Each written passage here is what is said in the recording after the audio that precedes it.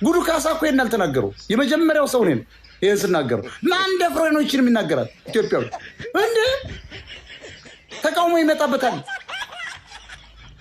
እኮ ከበር ንግግር እኮ በቃ ጠቅላላ እኮ ያንድነትን ቅማልን ቁልቋልን ቁንጫህን አራግፈህ ትግሬው ቁልቋልን ኤርትራው ስደትን አማራው ይሄን ድንግርግርነትን ምናምን ያስለቀቁ ብትገባበት ጸዳ ብለህ እኮ ዝም ብለህ በቃ በሞተር የምትንቀሳቀስ ይሄን አስተሳሰብ ብትቀበል ያስተሳሰብ እኮ በቢሊዮን ዶላር እኮ አይሸጥም።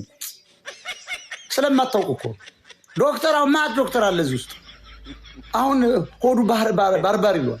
ዝም ብሎ በቃ ልቡ ዱጭ እያለ አረ እንዴት ምን አይነት ነገር ሊመጣብን ነው እናንተ አረ እንደው ምናምን በቃ ተውሳክ ጠቅላላ የከበበ ወንድሜ ዘመኑ ተፈላስፏል።